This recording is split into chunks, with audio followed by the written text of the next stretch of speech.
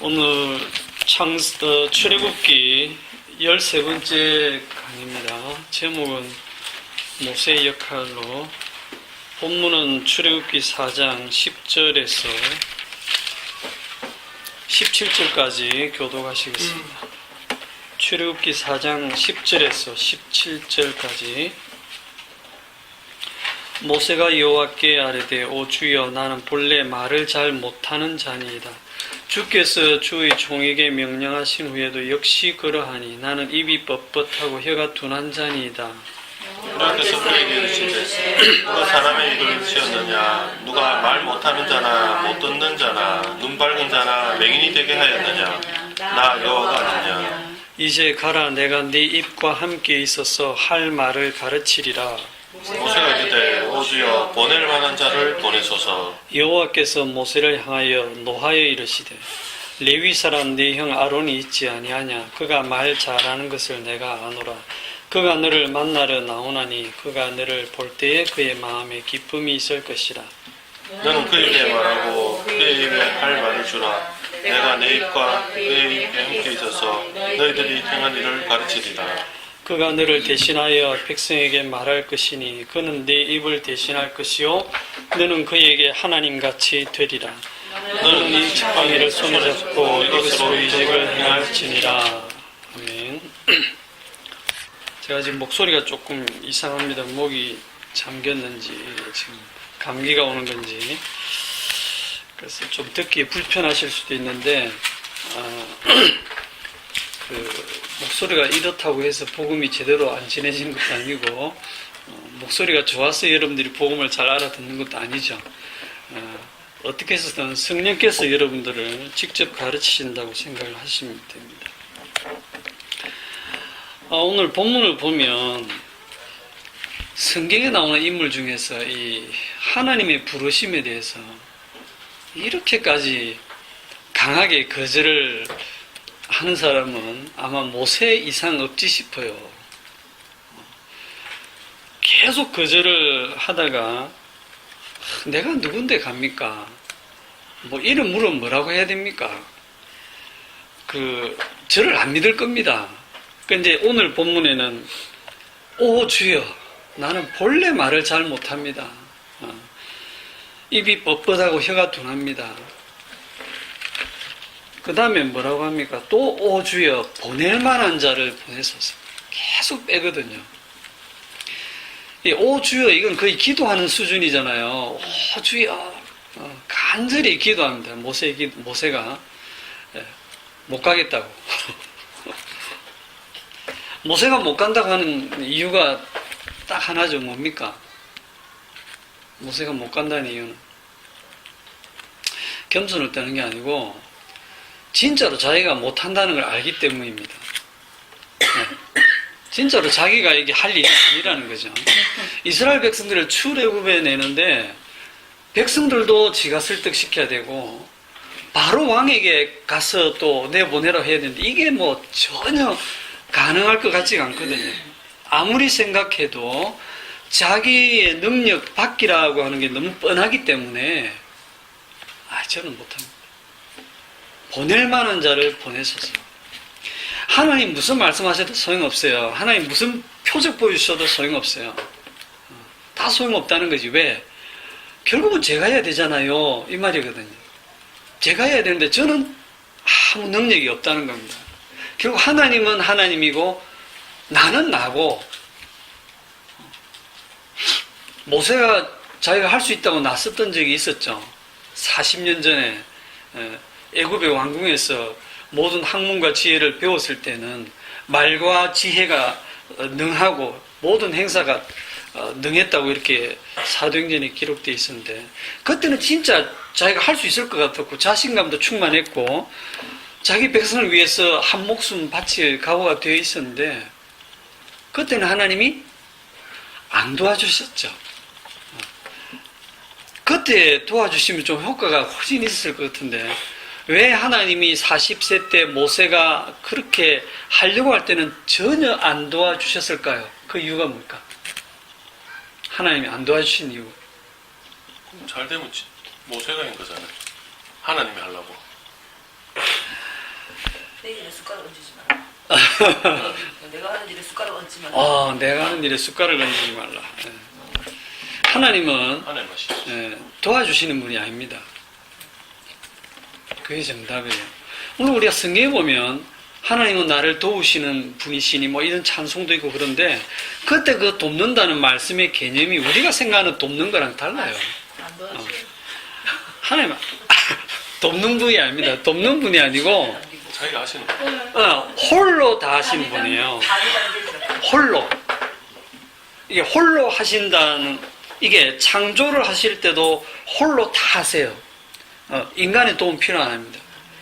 구원하시는 일에도 인간은 아무것도 아니에요. 하나님 홀로 다 하십니다. 그런데 구원하시는 일은 좀 복잡하게 이 사람을 불러서 일을 시키는 형태로 일을 하시거든요, 하나님이. 그게 오늘 모세의 역할인데, 하나님 모세를 그렇게 하기 싫다는데 자꾸 부르시면 놔두고 그냥 하나님 혼자 하시면 되는데, 굳이 모세를 불러서 일을 하시거든요. 그럼 그 모세가 하는 역할이 뭐냐는 거죠. 모세가 하는 역할이 뭘까요?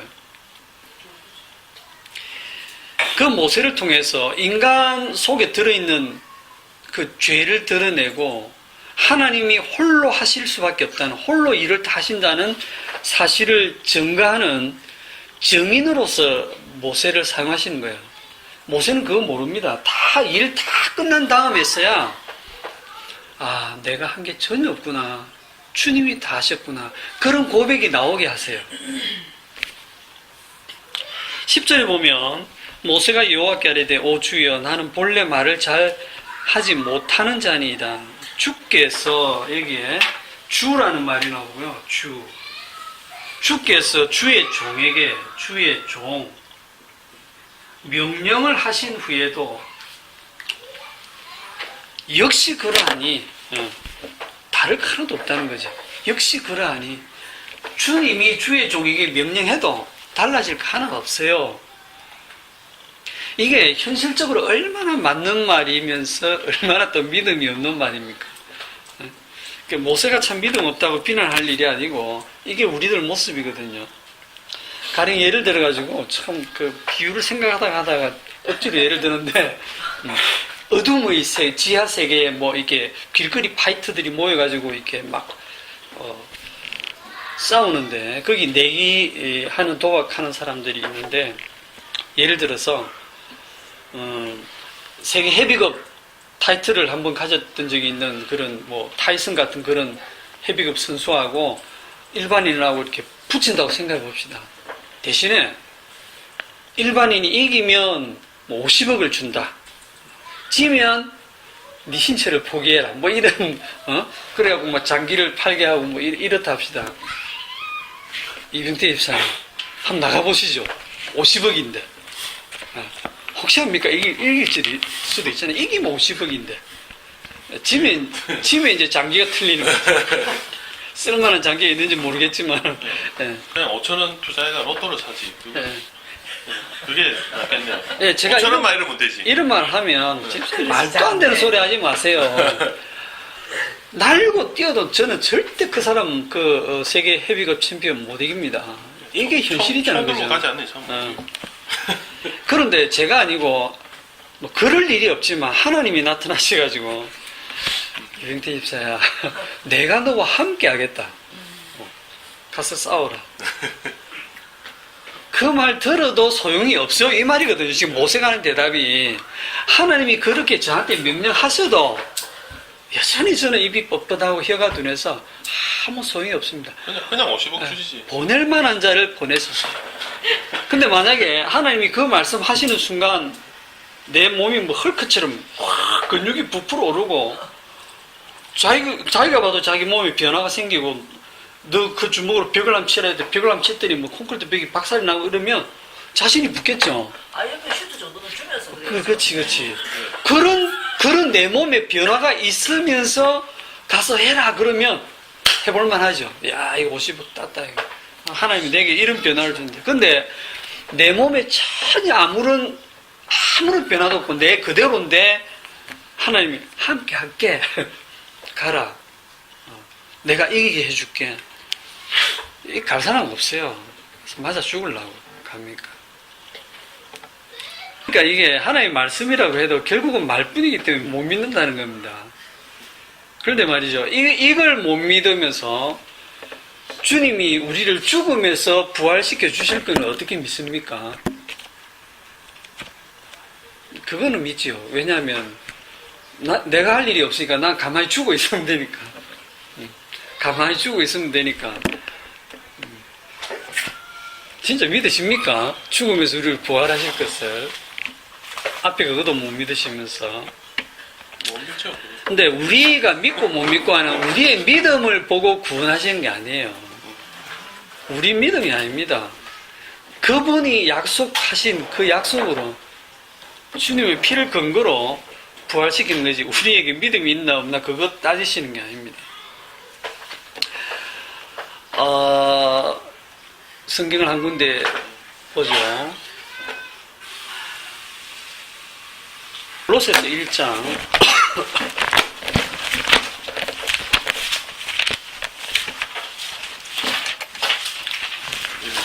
골로새서 1장 15절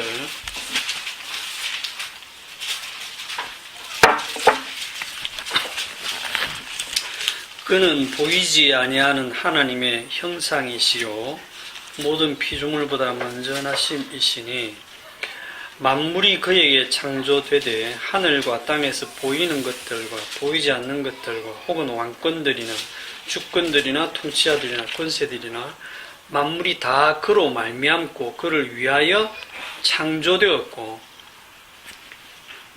여기에 보면 여기에 그가 누굽니까? 예수님이죠. 천지 만물이 창조되는데 그를 위하여 창조되었고 그로 말미암아 창조되었다. 그로 말미암고 그를 위하고. 이게 로마서에 가면 이는 만물이 주에게서 나오고 주로 말미암고 주에게로 돌아갑니다. 그에게 영광이 세세토록 있을지어다. 이렇게 하거든요.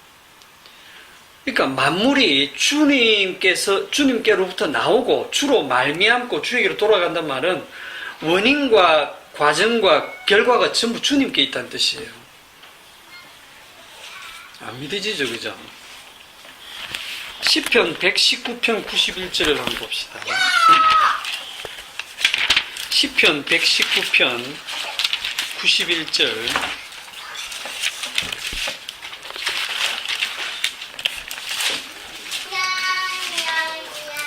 시편 119편 91절 시작. 천지가 주의 규례대로 오늘까지 있으면 만물이 주의 종이 된 까닭입니다. 여기 보면 천지가 주의 규례들대로 이 말은 말씀대로 오늘까지 있으면 만물이 주의 종이 된 까닭입니다. 모든 하나님이 창조한 만물이 전부 다 주의 종이에요. 주의 종, 여기에 또 주의 종 나오죠. 교회 목사만 주의 종이라고 하지 마세요. 모든 만물이 주의 종이고 여러분도 주의 종이고 저도 주의 종입니다. 그러면 우리가 이 주, 종 이거의 개념을 알아야 되는데 제가 한번 설명한 적이 있을 거예요. 주님의 의미가 뭐라 그랬죠? 쉽게 말해서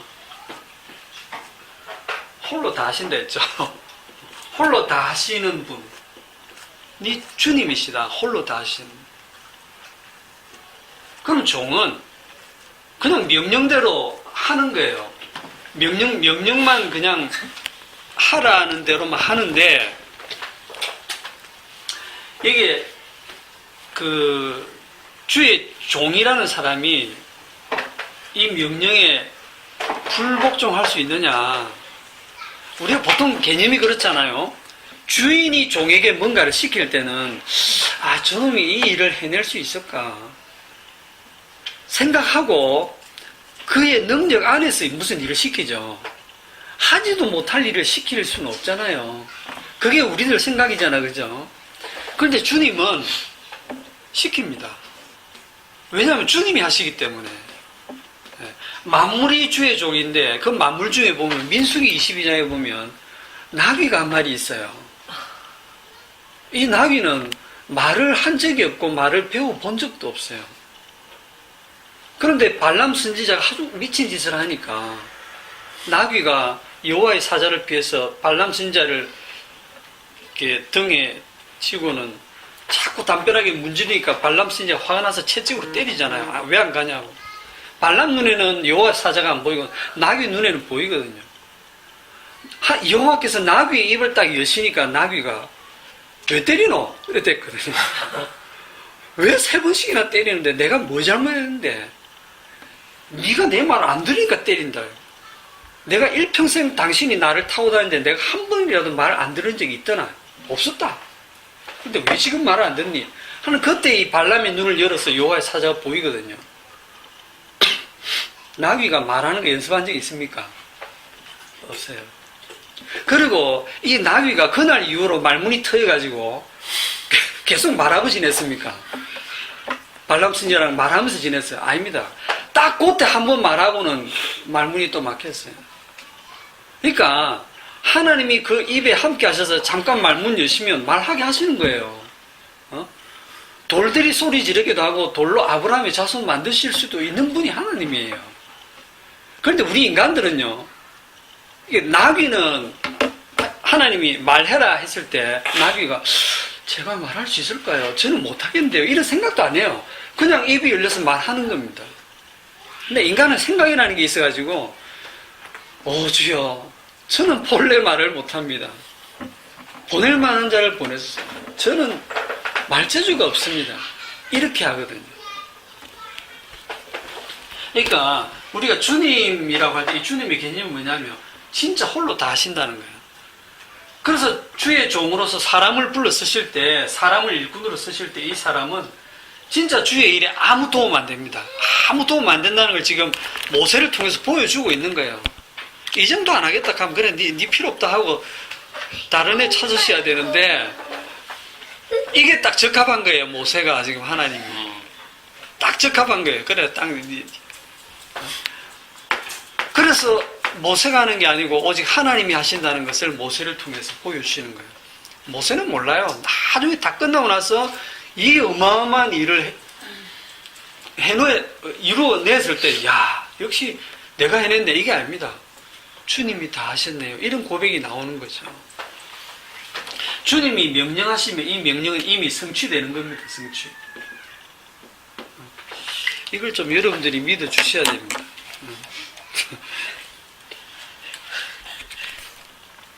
그런데 이 모세가 저는 입이 뻣뻣하고 혀가 둔합니다 했을 때 11절에 그 하나님 말씀을 한번 보세요. 여호와께서 그에게 이르시되 누가 사람의 입을 지었느냐 누가 말 못하는 자나 못 듣는 자나 눈 밝은 자나 맹인이 되게 하였느냐 나 여호와가 아니냐. 사실 이 말씀을 듣는다고 용기가 생깁니까? 뭐 뻔한 얘기 아니에요. 하나만한 얘기 같지 않습니까? 예, 맞아요. 그래. 하나님 지으셨잖아요. 말 잘하는 사람, 말 못하는 사람, 보는 사람, 못 보는 사람. 예, 하나님 만드신 건 맞아요. 하나님 저 입이 뻣뻣하게 만드셨네요. 어떡하라고요? 그래서 저 말 못하잖아요. 이렇게 밖에 안 되잖아요. 그런데 여전히 주님은 내가 네 입과 함께 있을 테니 가라. 이래 하는데도 못 알아들어요. 끝까지 주여 보낼 만한 자를 보내서 하나님이 승질을 냅니다.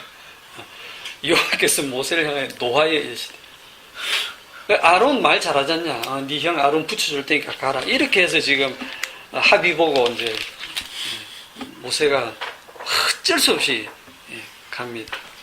이런 모세의 사고방식은 뭐냐면 결국 뭐냐면 아무리 하나님 그렇게 말씀하셔도 결국은 현장에는 제가 가야 되잖아요.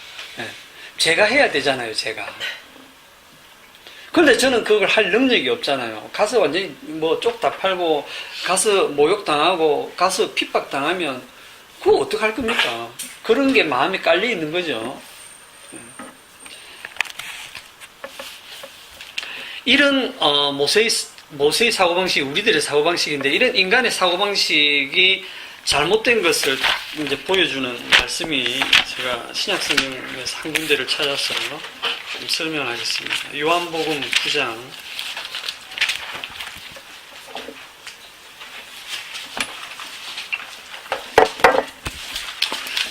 9장 1절에서 3절까지 보겠습니다. 뒷부분은 뭐 오후에 볼 수 있으면 보고 9장 1절부터 3절 다 같이 예수께서 길을 가실 때에 날 때부터 맹인된 사람을 보신지라 제자들이 물어보되 rabbi여 이 사람이 맹인으로 난 것이 누구의 죄로 인함이니까 자기니까 그의 부모니까 예수께서 대답하시되 이 사람이나 그 부모의 죄로 인한 것이 아니라 그에게서 하나님의 하신 일을 나타내고자 하심이라. 아멘. 길을 갈 때 날 때부터 맹인된 사람을 보고 제자들이 아마 유명했던 것 같아요. 아, 저 맹인은 날 때부터 맹인이었다. 다 알려진 것 같아요. 제자들이 묻습니다. 누구 죄 때문입니까? 라고 이래 물을 때 이 질문이 그냥 하는 질문이 아닙니다. 왜냐하면 이 제자들이 누구냐면 유대인들이거든요. 수천 년 동안 그러니까 창세기부터 다 알아요. 다 알고 천지 창조도 알고 모세 언약도 알고 출애굽 사건도 다 알고 아브라함 언약, 다윗 언약 다 알고 율법도 아는, 그래서 수천 년 동안 형성된 그 유대교 신학과 구약의 말씀에 능통한 유대인 중에 한 사람으로서 이 제자들이 질문하는 거예요. 그러니까 하나님도 모르고 뭐 말씀도 모르는 그런 사람들이, 불신자들이 질문하는 게 아니고 하나님도 잘 알고 말씀도 잘 아는 사람들이 딱 이 질문을 지금 하는 겁니다. 뭐에 근거해서? 말씀에 근거해서. 말씀에 근거해서 질문합니다. 그리고 예수님 거로부터 말씀에 근거한 답변을 듣고 싶어요. 그럼 무슨 말씀에 근거해서 이런 질문이 나오느냐 하면, 이게 유대인들이라면 딱 어디가 생각나냐면 출애굽기 20장이 생각나거든요. 출애굽기 20장을 가봅시다.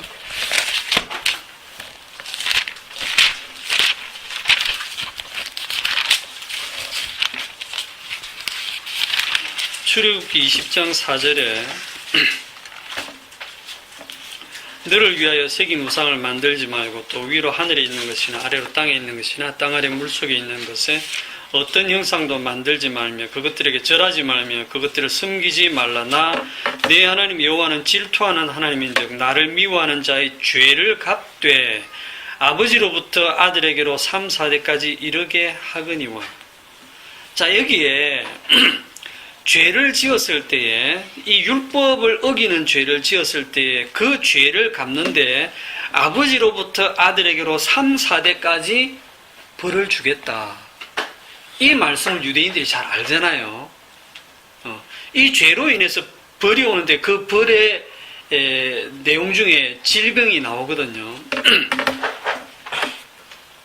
그 질병이 어디 나오냐면 출애굽기 15장으로 가면 15장 26절에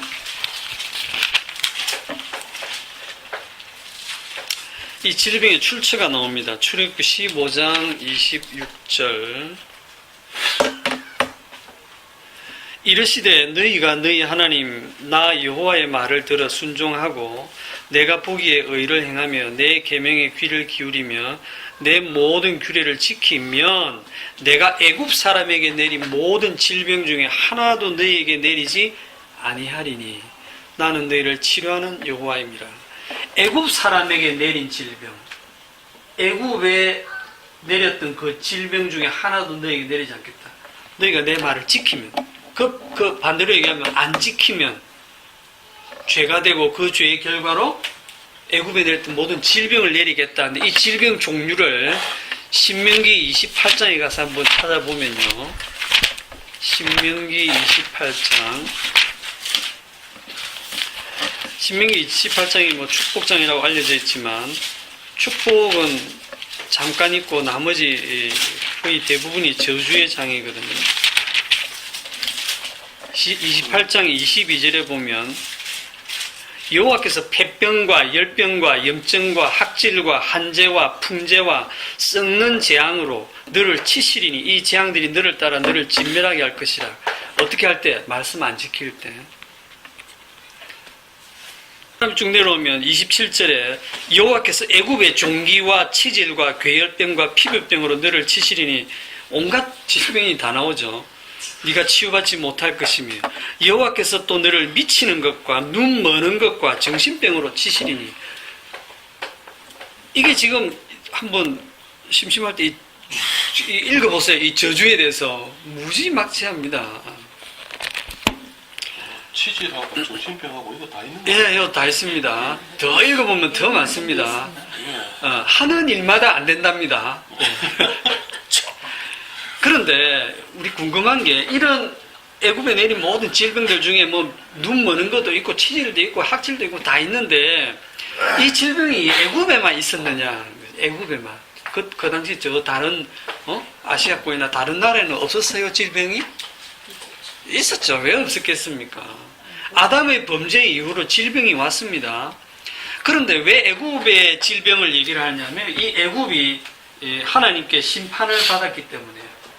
애굽은 모든 그 나라의 대표로 지금 뽑혀가지고 하나님의 심판을 받는 대표 선수입니다. 그래서 이 애굽을 선택하고 이스라엘을 선택해가지고 하나님이 어떻게 심판하시는가를 보여주는데 애굽이 왜 심판받았을까요? 순종을 안 했어요. 하나님의 말씀에. 어떤 말씀에? 어린 양의 피를 순종을 안 한 겁니다. 애굽이 멸망한 게 어린 양의 피를 발라라. 그걸 믿고 바른 집은 재앙이 넘어갔지만 그걸 안 바른 집은 다 죽었어요. 애굽 사람이고 이스라엘 사람이 그런 종족을 가리는 게 아니라 피가 있으면 살고 피가 없으면 진멸을 당했죠. 장자가 죽었다는 거는요. 장자는 또 그 가족의 대표이기 때문에 장자가 죽은 건 다 죽은 거예요. 진멸당한 거예요. 그럼 이스라엘은 장자가 살았다. 여기서 말하는 이스라엘은 피를 바른 걸 얘기하는 겁니다. 피를 바른 이스라엘 장자는 살았다는 말은 심판도 안 받고 뭐 안 죽고 살았다 이런 의미가 아니고요. 심판을 누가 대신 받았냐면 어린 양이 받은 거예요. 대신 받았다 해서 나는 안 받은 게 아니라 어린 양과 함께 심판받아 죽은 걸로 간주를 하는 거예요. 어린 양의 피를 봤을 때 여기는 이미 심판받고 죽었구나 하고 죽은 자로 여기고 재앙의 그 죽음의 사자가 들어가지 않고 넘어가는 거거든요. 그래서 애굽에서 구원받은 자는 누구냐면 이미 어린 양과 함께 죽고 어린 양과 함께 사는 그 자들이 애굽에서 구원받은 자의 정체성이 됩니다. 자, 그런데 지금 이제 여기서 하는 얘기가 뭐냐면 이렇게 사람이 이렇게 살다 보면 뭐 재앙도 당하고 뭐 건강 관리 안 하면 질병도 들고 하는 거지. 무슨 어린 양의 피를 안 믿고 뭐 죄를 지으면 질병이 오냐 이런 생각을 할 수 있겠지만 성경은 질병의 근원을 죄로 설명하고 있죠. 죄로 설명하고 있습니다. 그래서 구약 성경을 잘 아는 유대인들은 나면서부터 소경된 자를 딱 봤을 때, 맹인된 자를 봤을 때, 저 맹인 저거는 저주받은 건데, 벌받은 건데, 누구 죄 때문일까? 그런데 나면서부터 소경이니까, 저가 뱃속에서 죄를 지었나? 아니면 엄마가 죄를 뺐을 때 뭐 죄를 지었나? 아니면 그 아버지나 할아버지, 3, 4대까지니까 그 조상들이 무슨 못된 죄를 지었나? 그게 궁금한 거예요. 그걸 이제 예수님께 질문을 한 거죠. 그럼 여기서 제가 질문을 하나 할게요. 죄를 지으면 질병에 걸립니까? 여러분 지금도 질병에 걸린 사람 많거든요. 감기 들리가 삑삑거리고 지금 염증 때문에 고생하고 하는데 죄 때문에 그렇습니까? 논이 못나 차요. 죄 때문에 그러냐? 죄를 지으면 질병이 드느냐? 그런데 성경은 분명하게 그 질병의 원인을 어디서 끌어내느냐 하면 아까 읽었던 출애굽기 20장에서 질병의 근원을 죄로 얘기하거든요. 네가 죄를 범했기 때문에 하나님이 그 죄에 대한 응분의 대가로 질병, 애굽의 모든 내렸던 질병으로 너를 친다. 3, 4대까지 벌 준다. 이렇게 해놨거든요. 그러니까 이 제자들의 질문이 잘못된 게 아니죠. 딱 말씀에 근거해서 질문했잖아요.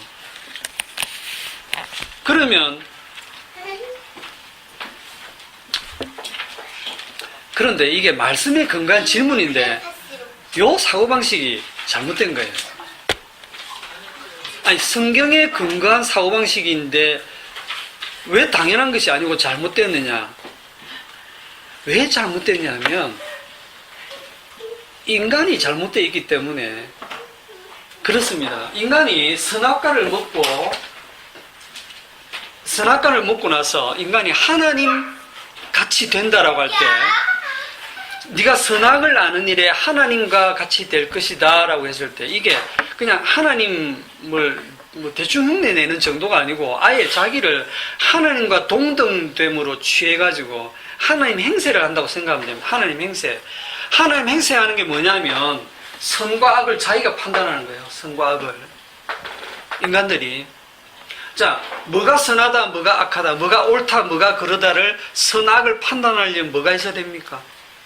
법. 기준이 있어야 되죠. 그죠? 그 기준이 법이죠, 법. 지금 말씀드린 법이에요, 법. 그런데 이 법을 누가 해석하느냐 하면 내가 해석을 해요. 자기가 해석하거든요, 자기가. 법 해석을 자기가 하면서 자기 유리한 쪽으로 해석하게 돼 있어요. 자기 중심으로. 법이라고 하는 게 관습법 같은 것도 나라마다 문화마다 다 다르잖아요. 우리 집안은 이러했는데 누구 집안은 도대체 어떻게 그러냐 식으로. 그러면 항상 누가 옳으냐면 내가 옳아. 내가 항상 선한 쪽에 서고 나랑 다르면 네가 틀렸어 이래 되거든요. 내가 맞고 네가 틀려 이렇게 판단하거든요. 선악 판단을.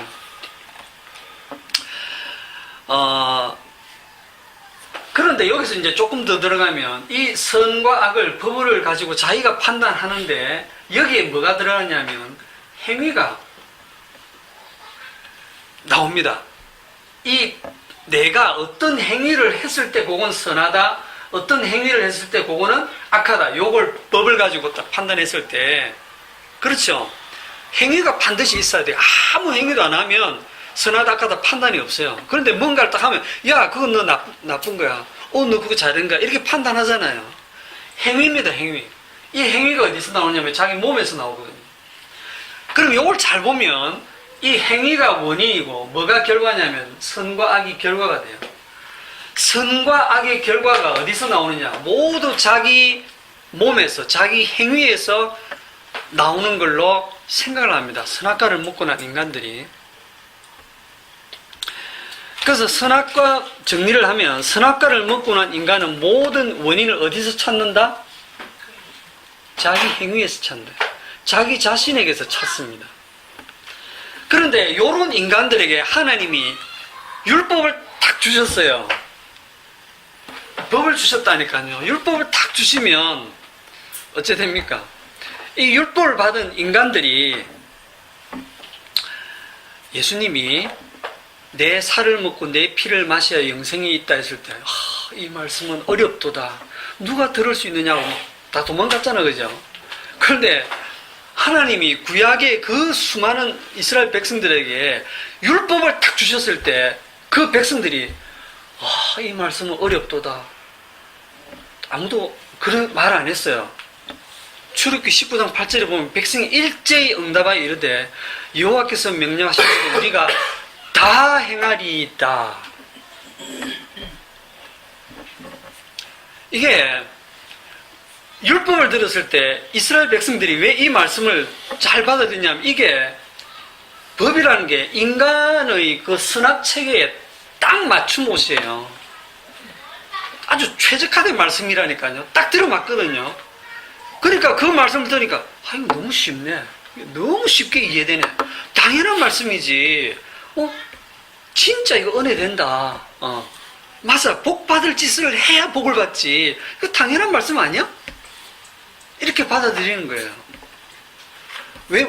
평소에 그래 살았거든요. 하나님이 율법 다 주니까 하나님 알겠습니다. 예, 우리 그렇게 살겠습니다. 그렇게 살면 복 주고 그렇게 못 살면 벌 주고 당연하죠. 우리가 평소에 그래 살고 있는데요. 하나님 율법을 딱 주시니까 이게 백성들이 너무 좋아하는 거예요. 그냥 율법을 받아들인 겁니다. 그런데 이게 이스라엘이 하나님께 이용당하는 거예요. 어떻게 이용당하냐면 이 율법을 주신 목적이 뭐예요? 이 율법은 절대로 이스라엘 백성들이 100% 못 지켜내죠. 못 지켜내요. 율법을 주신 목적이 뭡니까? 율법을 딱 줌으로써 선과 악을 판단해서 자기 몸으로 어렵게 되려고 하는 인간의 죄를 하나님이 다 드러내시는 거예요.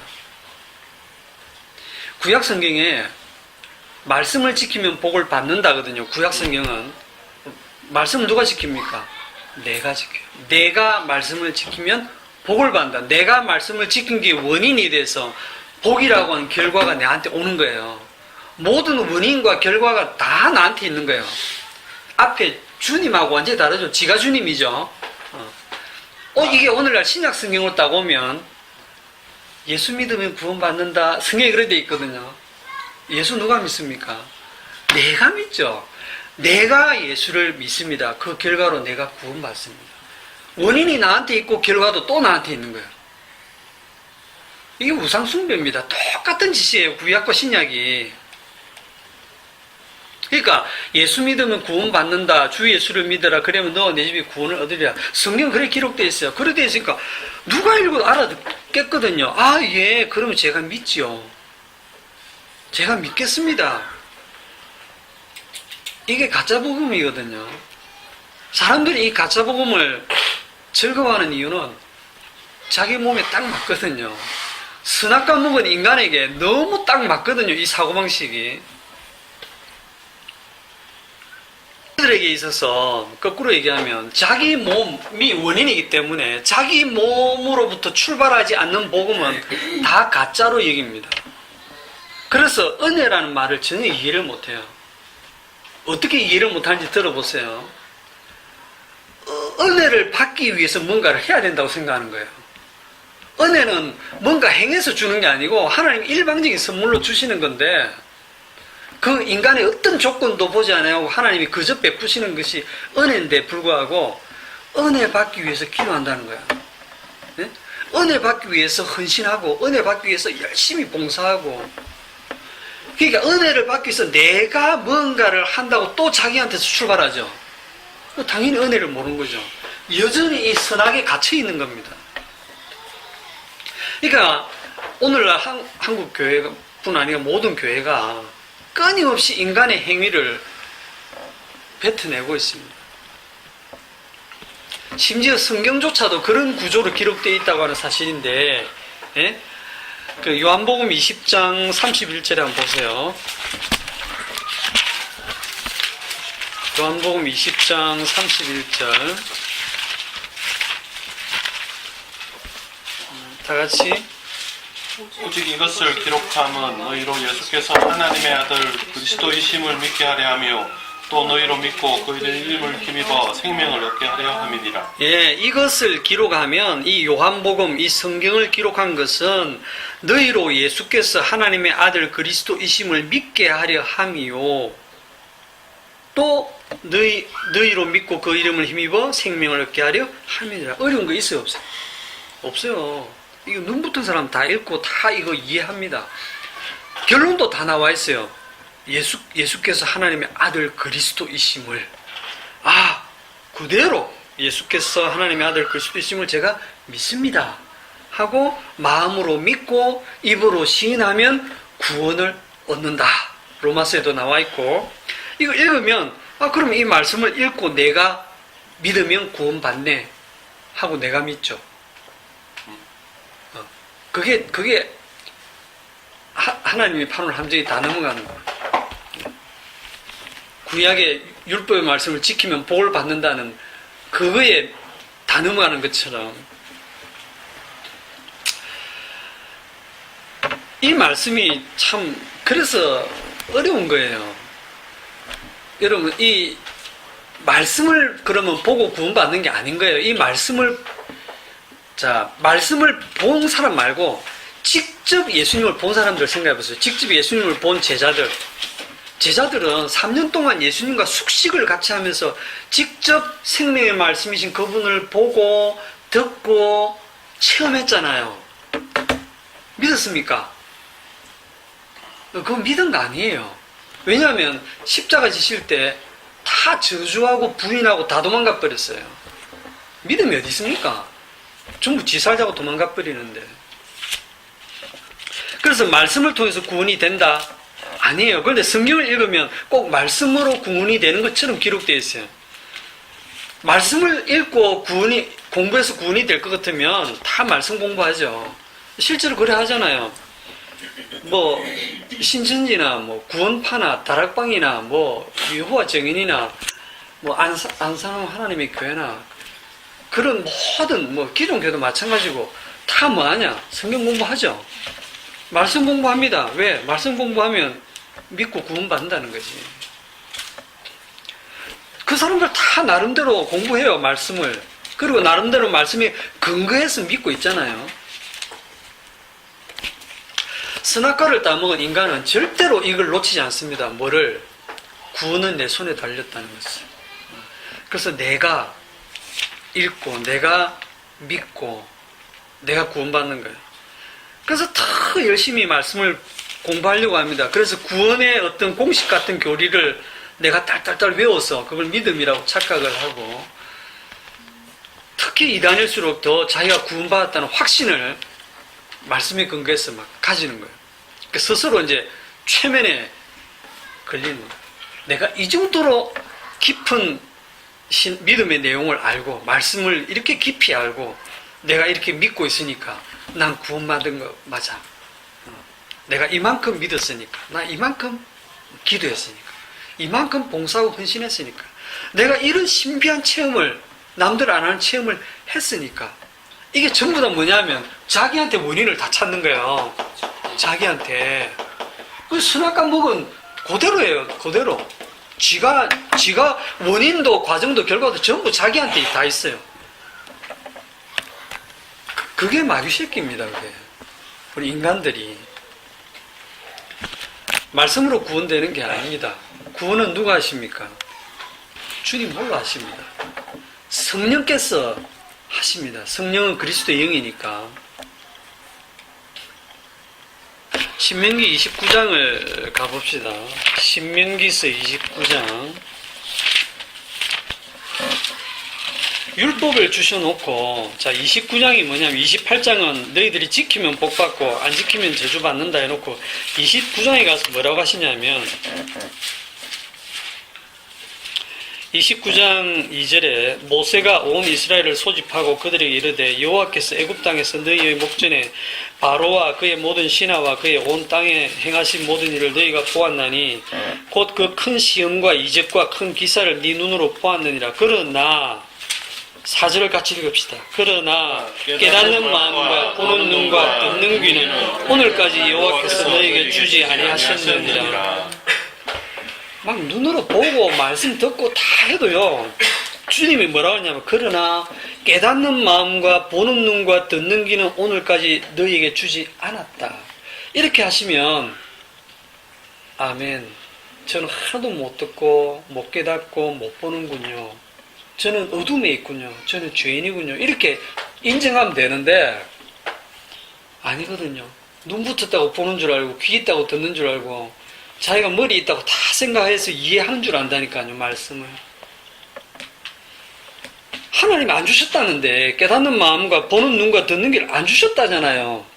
그런데 아닌데요. 저는 깨닫는데요. 저는 보는데요. 저는 알아듣는데요. 이러면 안 되잖아요. 여기서 오늘까지가 언제까지냐면 모세가 지금 이스라엘 백성들에게 말하는 이날까지가 아니고요. 이 오늘까지가 영원히 오늘까지입니다. 영원히. 육신을 입고 우리 인간이 사는 날 동안 영원히 오늘까지예요. 그런데 이렇게 너희들은 못 깨닫는다 해놓고 하나님이 결론은 또 뭐라고 내시냐면 지켜라고 하거든요. 율법의 말씀을 지켜라. 지키면 볼 받고 지키지 않으면 저주를 받는다. 그 얘기를 하시거든요. 아니 못 지킨다는 우리 답을 알잖아요. 아, 이 율법은 도저히 못 지킨다. 그리고 하나님도 이스라엘 백성들에게 너희들은 못 지키고 너희들은 못 알아듣고 못 깨닫고 이 법을 너희들은 못 지켜서 약속의 땅에 들어가면 분명히 너희들 우상 숭배하고 내 말을 안 듣고 율법 지키지 않아서 너희들은 멸망당하고 다른 나라에 포로로 잡혀갔다가 돌아오고 그 얘기를 미리 다 해줘요. 다 해줘요. 다 해줬는데도 깨달아 못 깨달아요? 못 깨달아요. 못 지킬 걸 알면서도 하나님이 지키라고 얘기를 하시고 그들은 다 지키겠습니다라고 대답하거든요.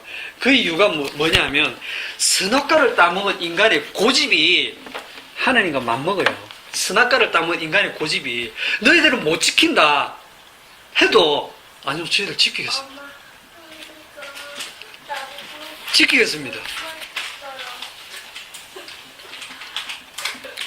선악과를 따먹은 인간들은 항상 원인과 과정과 결과가 전부 자기 몸으로부터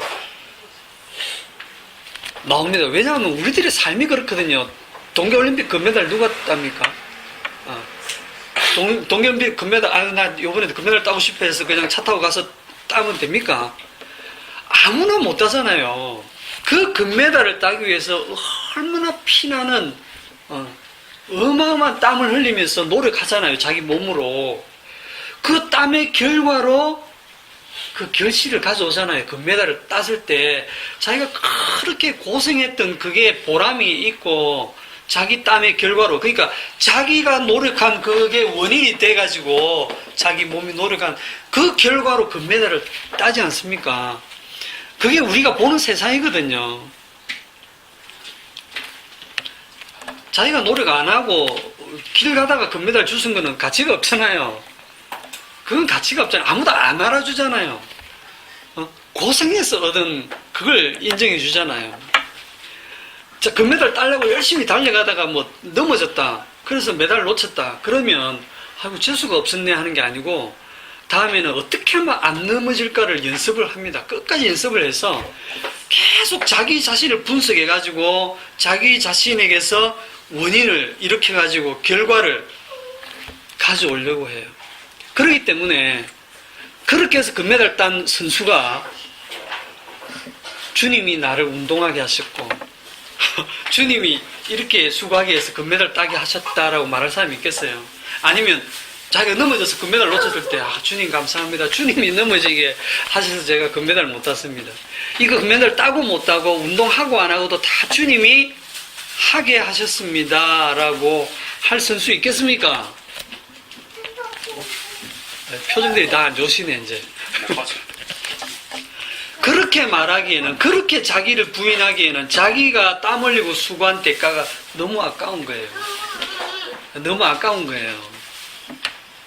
서울대 가려고 밤에 잠도 그냥 3시간밖에 못 자고 그렇게 3년 내내 공부해갖고 서울대 합격 딱 했을 때 이렇게 서울대 합격한 것은 내가 공부를 열심히 해서다가 아니고 내가 아무리 해도 되는 게 아니라 하나님의 은혜입니다. 이렇게 말할 사람이 있겠습니까? 말은 그래도 전부 속으로 내가 잠 못 자고 공부해서 합격했지. 이게 십자가의 은혜입니다. 서울대 합격해도 나는 망해야 마땅한 인간입니다. 나는 죄인입니다. 이렇게 나올 은혜 받은 인간이 없어요. 그런 학생이. 인간들은 자기 몸에서 나오는 수고와 자기 땀의 그 가치를 절대 놓치지 않습니다. 계속 자기에게서 원인을 찾습니다. 그렇게 해서 자기에게 영광을 돌리게 돼 있어요. 내가 심었지 않느냐, 내가 물 주지 않았느냐, 그러면 잘하는 거지? 이렇게 생각하잖아요. 그런데 성경은 물 주고 심고 하는 거 아무것도 아니다. 오직 하나님이 자라게 하신다. 거기에 대해서 여러분들이 아멘을 하셔야 돼요. 여러분들이 지금 여기에 온 것도요, 여러분 힘으로 오는 게 아닙니다. 여기 오는 것도 안 오는 것도 다 주님이 그렇게 하게 하시는 거예요. 원인과 과정과 결과가 다 주님께 있어요. 그래서 주님께만 영광이 돌아가게 해야 돼요. 바리새인들이 율법 지키는 일에 금메달 따려고 엄청 노력했습니다. 네. 그래서 구약 성경에서는 율법 지키는 거 실패했죠. 실패해가지고 바벨론 포로로 잡혀갔어요. 우상 숭배하고. 그래서 이 사람들이 우리는 왜 그때 금메달을 못 땄을까 하고 탁 이 구약 성경을 분석해 보니까 우리가 하나님의 말씀을 어기고 우상 숭배하고 율법을 지키지 않아서 우리가 그렇게 멸망하고 포로로 잡혀갔구나. 그렇지. 이제는 우상을 다 버리고 오직 말씀대로 살자. 그렇게 해서 이제 신약 성경에 와서 이 바리새인들은 진짜 금메달 딸 정도로 율법을 지킵니다. 누가요? 내가 말씀대로 살고 내가 율법을 지킵니다. 그 결과가 어떻게 됩니까? 하나님의 아들을 죽이잖아요. 네. 율법 안 지켜서 하나님 죽이고 율법 지켜서 죽이고 모든 원인이 이제 자기한테서 이렇게 모든 것이 자기한테서 출발하는 이거를 성경에서 딱 한마디로 육이라고 합니다. 육은 육이요. 육으로 난 것은 육이요. 육은 결코 한 영의 세계로 갈 수가 없어요. 그럼 오직 구원은 육에서 출발하는 게 아니고 어디서 온다? 위로 하늘에서 성령이 오셔서 그냥 일방적으로 구원해 버리시는 겁니다. 그래서 성령 받은 자만 하나님 나라를 볼 수가 있어요. 그런데 또 성령 받으려고 또 노력하죠. 그러니까 인간은 구제불능이에요. 예? 율법이 오기 전부터 뭐가 있었습니까? 자, 이 법을 주기 전에 뭐가 있었냐면 모세 언약 이전에 뭐가 있었냐면 아브라함 언약이 있었잖아요. 그죠? 아브라함 언약이 있어요. 이 아브라함의 언약은 율법이 오기 전에 430년 전에 있었어요. 율법. 하나님 율법을 주시기 전에 잘 보세요. 아브라함 언약은 뭐냐면 믿음으로 어렵다 하는 거죠. 믿음으로 어렵다함을 받는 이거는 행위가 아닙니다. 근데 율법은 내가 행해서 율법을 잘 지켜서 어렵다함을 받는 거죠. 이거는 어떻게 복을 주느냐 하면 너를 미워하는 자는 저주하고 너를 축복하는 자는 축복하고 태어나기도 전에 태어나서 무슨 선이나 악을 행하기도 전에 이미 하나님의 언약에 근거해서 야곱은 사랑하고 에서는 미워하는 그게 이겁니다. 행위하고 아무 관계없이 이미 이 언약에는 뭐가 담겨있냐면 아들의 희생이 담겨있어요. 어린 양의 피가 담겨있습니다. 그 어린 양의 피를 근거로 해서 그 십자가거든요. 결국은 십자가에 돌아가신 하나님의 어린 양 대신 예수 그리스도의 피를 근거로 해서 복과 저주가 나누어지지. 그런데 430년 후에 가입된 그 율법은 너희들이 지키면 복받고 지키지 않으면 저주만 됐을 때 사람들이 뭘 더 좋아했냐면 이걸 좋아하는 게 아니고 430년 후에 온 이 율법이 자기한테 더 딱 맞으니까 육에 다 빠지던 거예요.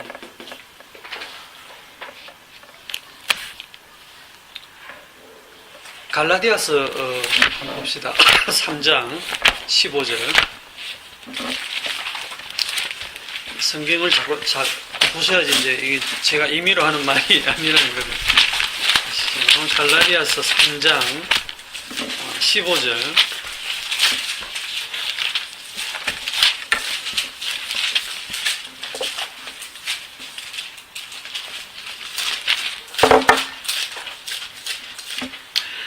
형제들아 내가 사람의 예대로 말하노니 사람의 언약이라도 정한 후에는 아무도 폐하거나 더하거나 하지 못하느니라. 이 약속들은 아브라함과 그 자손들에게 말씀하신 것인데 여럿을 가리켜 그 자손들을 하지 아니하시고 오직 한 사람을 가리켜 네 자손이라 하셨으니 곧 그리스도라.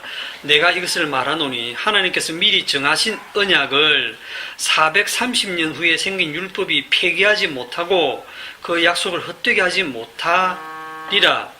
만일 그 유업이 율법에서 난 것이면 약속에서 난 것이 아니리라. 그러나 하나님이 약속으로 말미암아 아브라함에게 주신 것이라. 그런즉 율법은 무엇이냐? 범법함으로 더하여진 것이라. 율법은 이 죄를 더하게 하기 위해서, 죄를 죄되게 하기 위해서, 죄를 깨닫게 하기 위해서 뒤에 주어진 것이죠. 천사들을 통하여 한 중보자의 손으로 베푸신 것인데 약속하신 자손이 오시기까지 있을 것이라.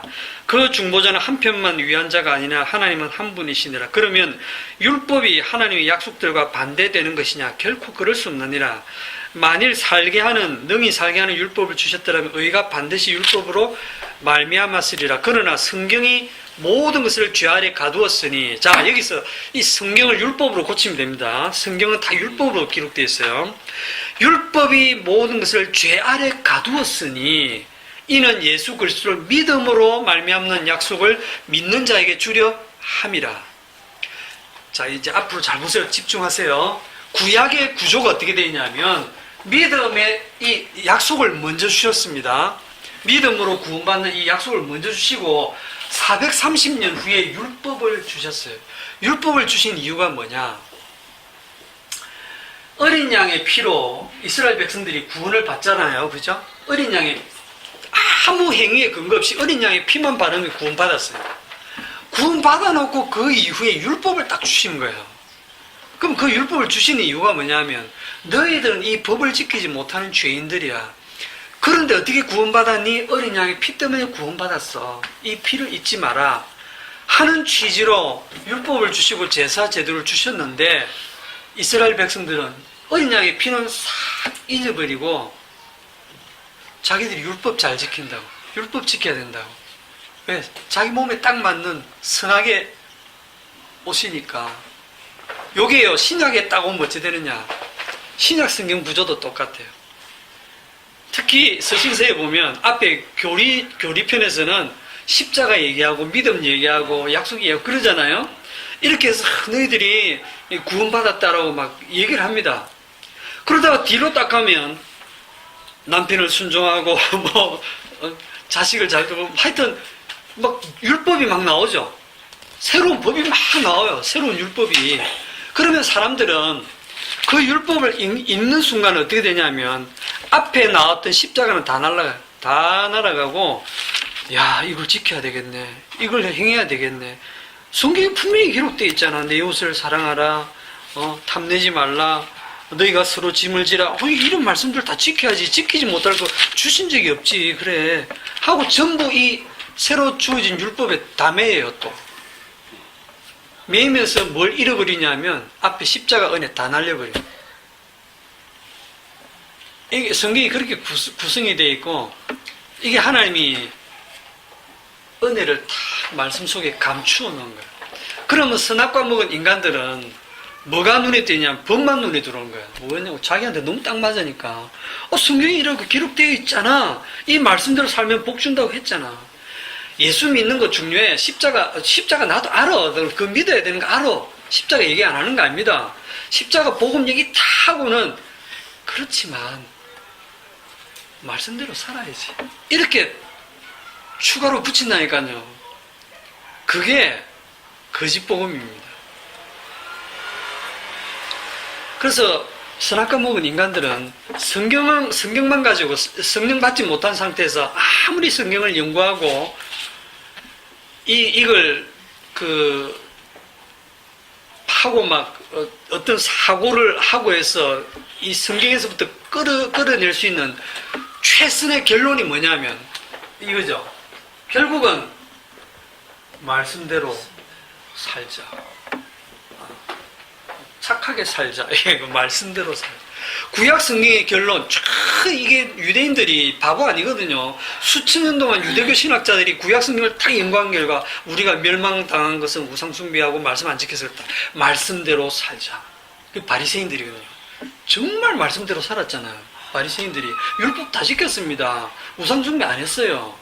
일에 2번씩 금식하고 막 안식일 지키고 11조 철저하게 드렸어요. 근처와 회양이 11조라는 것도 길거리 가다 1,000원 줬으면 딱고 100원 11조 했다는 거예요. 정말 철저하게 지켰거든요. 말씀대로 살자. 근데 신약 성경으로 오면 또 어찌하는지 압니까?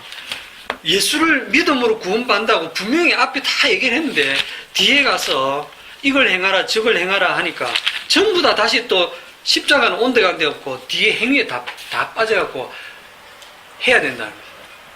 결국 또 내가 해야 된다는 게 다 빠져드는 거예요. 인간은 안 됩니다. 오늘 모세의 역할이 뭡니까?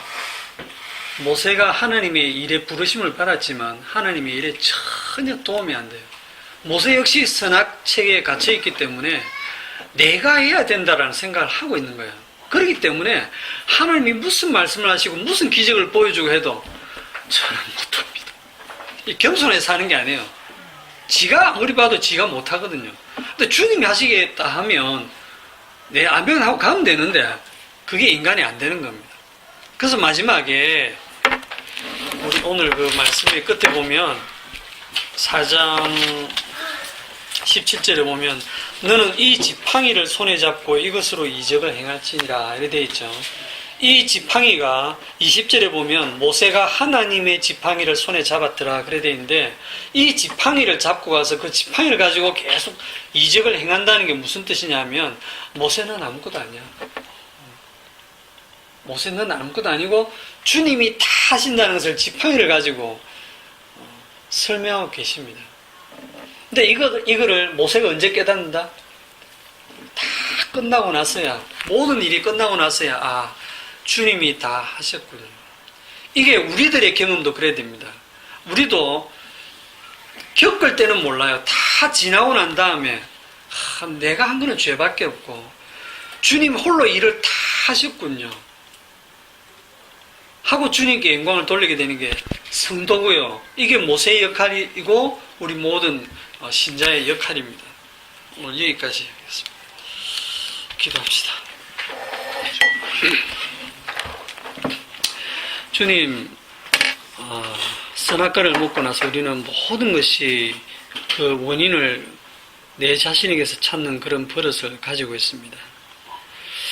그러나 모든 것이 주님에게서 나오고 주로 말미암고 주님께로 돌아간다고 하는 사실을 깨닫게 하시고 주님의 주 되심의 의미가 무엇인지 오늘도 말씀 가운데서 더 깊이 알고 주님만을 찬양하면서 살아가는 저희들이 되게 하옵소서. 예수님의 이름으로 기도하옵나이다. 아멘. 수고하셨습니다.